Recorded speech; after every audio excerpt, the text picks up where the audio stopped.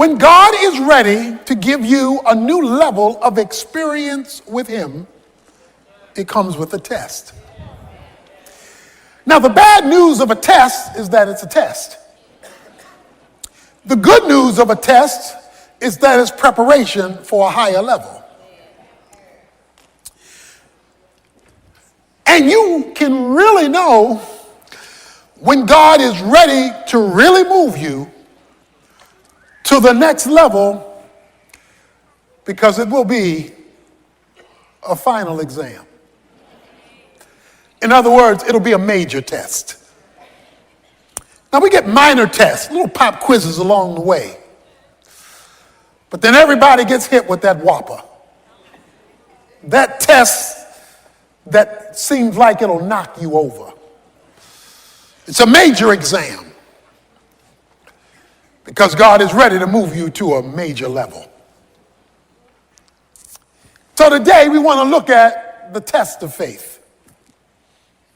Abraham's final exam. The author of Hebrews tells us that it came when God asked Abraham to offer up Isaac, which took place in Genesis chapter 22. So what he talks about in Hebrews 11 actually took place in Genesis 22, this final exam. He is told to offer up Isaac, who was the promise.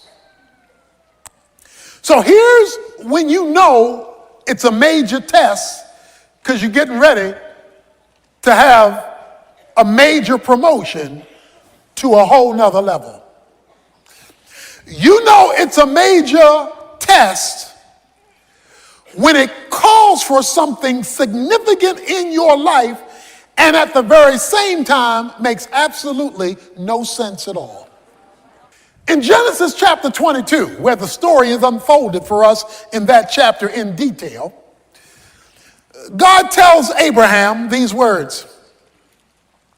He says to Abraham in Genesis chapter 22, now it came about, verse 1, after these things that God tested Abraham and said to him, Abraham, and he said, here I am. And he said, take now your son, your only son, whom you love, Isaac, and go to the land of Moriah and offer him there as a burnt offering on the mountain of which I will tell you.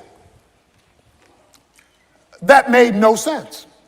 How do you worship God when God is doing a number on you? How do you worship God when he has disappointed you? How do you worship God and go to the altar when you believe he has failed you? God, how do I go to church today? Listen, I don't feel like worshiping today. Not in light of what you're asking of me, demanding of me, instructing me, calling me to do. Because what you are asking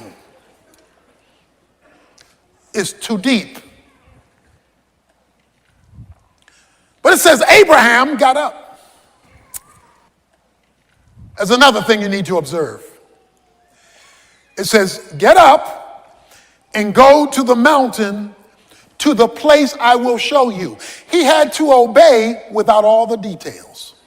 I will only give you more details when I see you moving. See, one of the reasons that we do not see more details from God is he can't get us to move from where we are. Faith is measured by movement. If there is no movement, there is no faith, no matter how faith-ish you feel. So it says Abraham got up. And now the plot thickens.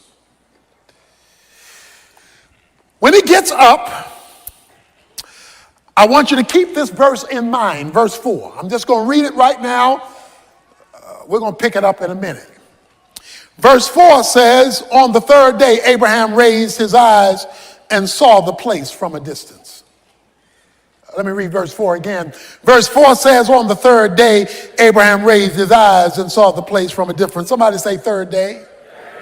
On the third day, Abraham raised his eyes and saw the place from a distance.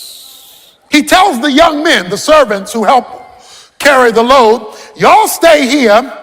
I and the lad will go up and we will worship and return to you. Oh, wait a minute now. Abe, God just told you to go kill him. Abe tells the boys, I'm going up here to worship. You boys stay here, me and Isaac. We're going up here to worship. And when we finish our church service, me and the lad will come back. Oh, wait a minute now. God just told you to kill him. Y'all stay here. I'm going up here, take care of what God told me to do. And when I finish what God told me to do, me and the boy will see you afterwards. But God told you to kill him. So what you mean? We coming back to see you afterwards. See, when you're called to faith, you got to speak the truth in the midst of the contradiction of the circumstance. Hebrews 11 says the reason he said that was because he believed God was even able to raise the dead. That's what Hebrews 11 says.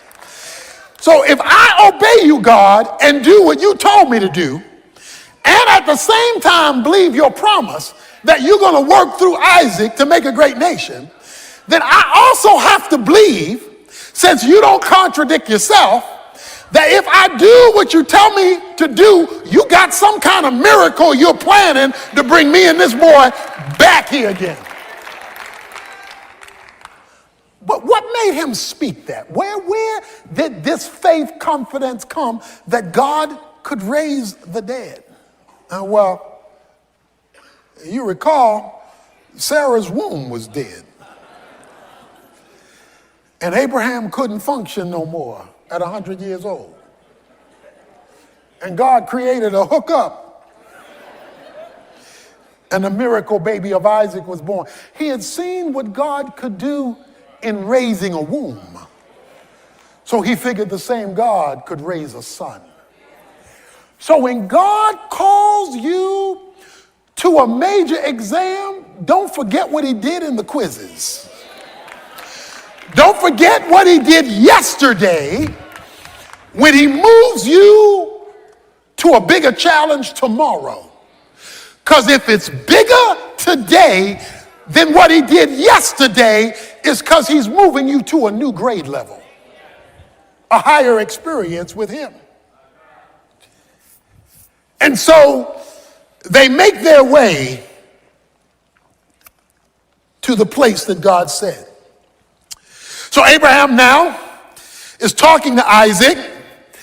Isaac says to his father, my father, verse 7 of Genesis 22, here I am, my son. He said, behold, I see the fire, I see the wood, but I don't see the lamb. Every other time we went to church, we had a sacrifice. But today, you ain't bring a lamb. What's up, Dad? Dad looks at his son, can't say anything. You know what he says?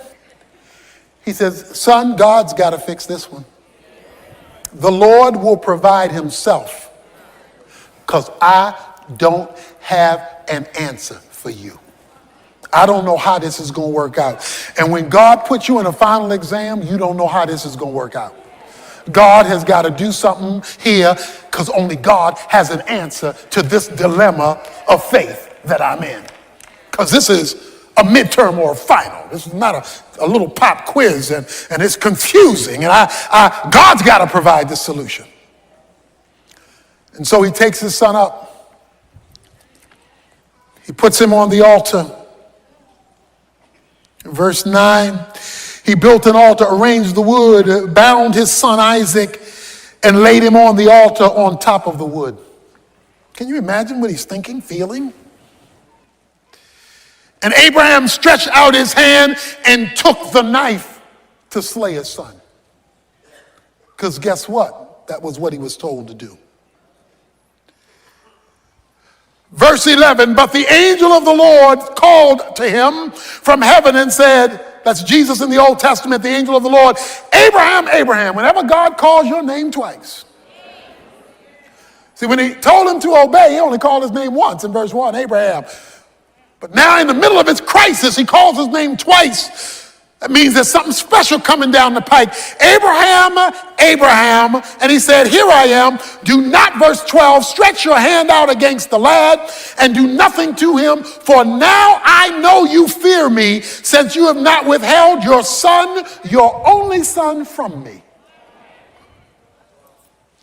Now, I don't know about you, but you should be having a problem right now, and it ought to be a theological problem, because God says, now I know. Oh, wait a minute, you God. You're omniscient.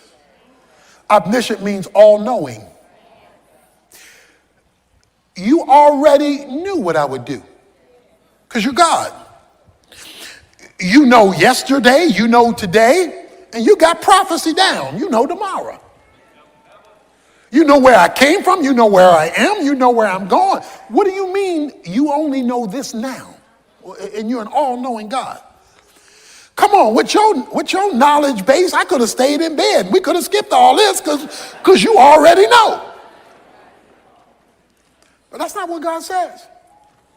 He says, now I know, as though I didn't know before. Because I know it, I'm knowing it now.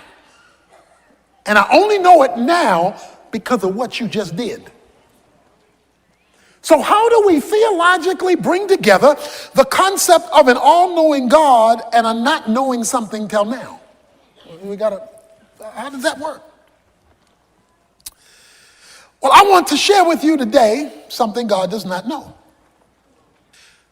While God knows everything actual and everything potential, he does not know everything experiential. For example, if you were to ask God, what does it feel like to commit a sin? I suggest to you he couldn't answer that question because he's never done it. The reason why God became a man in the person of Jesus Christ, according to the book of Hebrews, is that God became a man in the person of Jesus Christ so he could sympathize with our weaknesses, so he could feel what we go through. The Father knows what you go through. Jesus can feel it. So Jesus the Son can explain to God the Father, who already knows the information, what the information feels like, because he became a man. So what then is being said to Abraham at this moment? He is saying, Abraham, now I know you love me because I see it and feel it. In other words, you have now given me the experience of your love, not merely the verbalization of it. Sacrifice your son, the son whom you love, your only begotten son. Do you love me more than him? That's a final exam. When God calls forth a faith act of love so he can feel it. Now I know. Oh yeah, informationally, yes. Intellectually, yeah. But today I feel your love. And I feel it because of your choice of me over the thing you love most in life. What is your Isaac? That thing that God can't have because you're too attached to it. And God says, bring it here. We're talking about the test of faith, and we're not talking about a pop quiz now. We're talking about a final exam. Now I know. And there we have it. Watch this. Then Abraham raised his eyes and looked, verse 13, and behold, behind him a ram caught in the thicket by his horns. And Abraham went and took the ram and offered it up for a burnt offering in place of his son. And Abraham called the name of the place Jehovah Jireh. The Lord will provide, as it is said to this day, in the mount of the Lord it will be provided. That's one of the great names of God in Scripture, Jehovah Jireh. Let me talk to you about the word Jireh, provide. The Hebrew word Jireh means to see beforehand. That's a literal translation of Jireh, to see beforehand. What you get to see in his provision, you get to see it because of what he's already seen in his prevision. So he precedes what you're going to be provided. What you're provided over here when he comes through, he's already seen over here before you get to it. So while Abraham is coming up one side of the mountain, a ram is coming up another side of the mountain. God precedes before he provides. But what he provides, he's already pre-seen. So you're going to be the surprise one, not him, because when you're shocked by what he provides, it's only going to come because of what he's pre-seen. This is the quietest rams in the history of rams caught in a thicket. When a ram is caught in a thicket, it's moving and jerking to get out of being caught. This is the quietest ram in history. The ram is in the vicinity of the sacrifice because it says he looks up and saw the ram. So God keeps the provision quiet, even though he has already made prevision in advance, because he's seen beforehand what he's going to do that you don't see yet. The question, when you face this trial, is how can I move from God's prevision and get a hold of my provision? Until he completed his obedience, prevision didn't become provision. Whatever God is going to do in your life and circumstance, he has already pre-seen, but you won't see it provided until you have completed what he's asked you to do. Most Christians are part-time saints. They'll do a little something, something and wonder why God hadn't come through yet. But the question is, have you finished what he's asked you to do? So if you take 50 years to finish it, it may take 50 years for you to see his provision. If you delay obedience, you delay prevision becoming provision. And in James 2, when it talks about faith, it says, by faith, Abraham was justified by works when he offered up Isaac, and he was called a friend of God because he was willing to believe God against the backdrop of the ridiculous. God says to him, verse 15 of Genesis 22, then the angel of the Lord called to Abraham a second time from heaven and said, by myself I have sworn, declares the Lord, because you have done this thing and have not withheld your son, your only son. Indeed, I will greatly bless you. I will greatly multiply your seed as the stars of heaven and as the sand which is on the seashore, and your seed shall possess the gate of their enemies. In your seed all the nations of the earth shall be blessed, because you have obeyed my voice. He says, Abraham, I got it now. I got it. Because you've obeyed my voice in the final, in this tough thing I've asked you to do, I got it from here. I'm going to swear by it.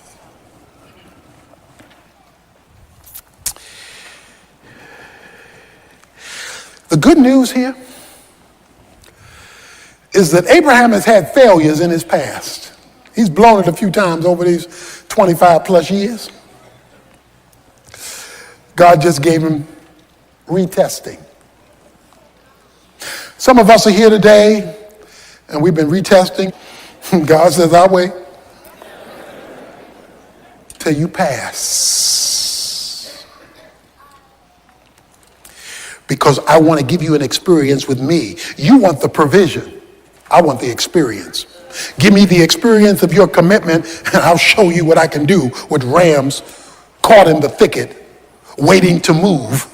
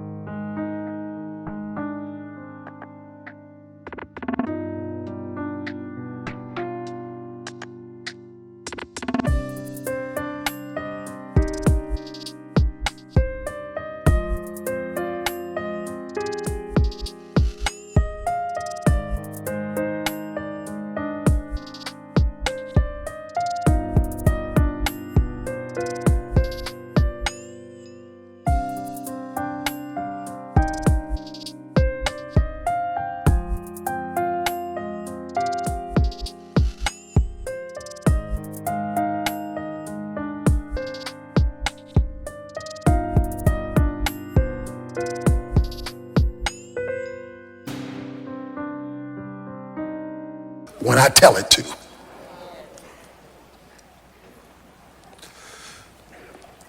But that raises a question. On this journey of faith, you're struggling, you're walking with your Isaac, you're holding Isaac's hand. You're holding that situation by the hand, and God is telling you to kill it even though you love it. And you're walking. How do you make it? How do I make it? Because I don't know when God's going to do it. I don't know how God's going to do it. I don't know how am I going to make it? Remember verse 4? It says on the third day, Abraham looked up and he saw the place.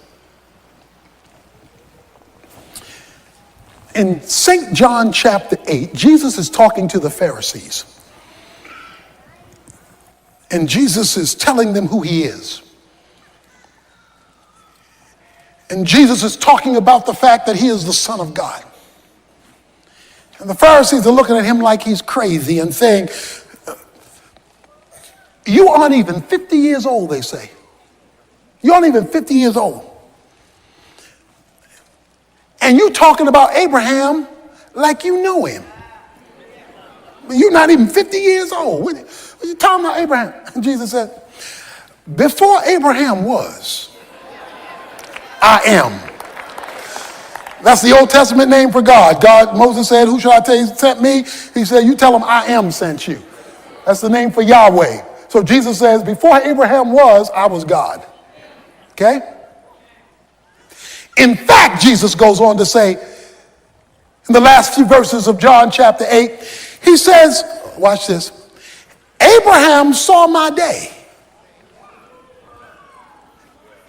and was glad.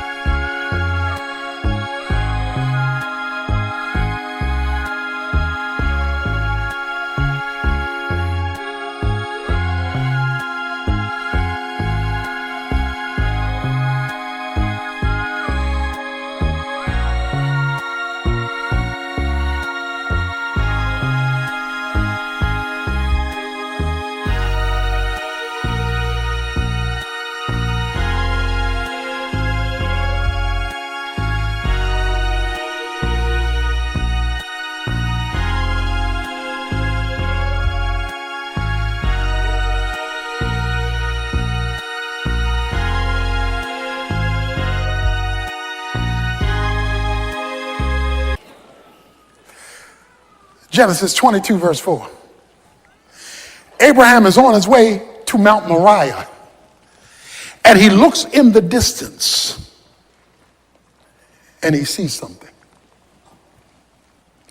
Jesus in the New Testament tells us what Abraham in the Old Testament saw. Jesus said, Abraham saw my day. What day did Abraham see? Let me tell you a little secret. Mount Moriah is located a few hundred yards from Mount Calvary. There are just a few hundred yards that separate Mount Moriah from the hill of Golgotha. Jesus said, Abraham saw my day, and he smiled. So Abraham is walking to kill his son, looks up and goes, yeah. He says, Abraham focused on me. And while he kept his eyes focused on me, that's why Hebrews chapter 12, verse 2 says, looking unto Jesus, the author and finisher of your faith. It says, while you're on your journey, in your final exam, keep your eyes on Jesus. Because if you'll focus on Jesus, he'll get you up the mountain of your exam until you pass the test. Don't look at people, they'll discourage you. Don't look at circumstances, they'll flip the script. He says, keep your eyes on Jesus as you obey God, because when you keep your eyes on Jesus, he will sustain your faith until you reach the finish line of your test.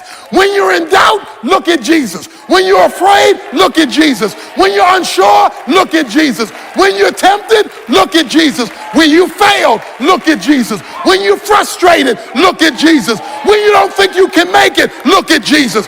Keep looking at Jesus, because if Abraham could look at him in the Old Testament and he hadn't even come yet, how much more should you and I look at him now that he's come, died, and arose?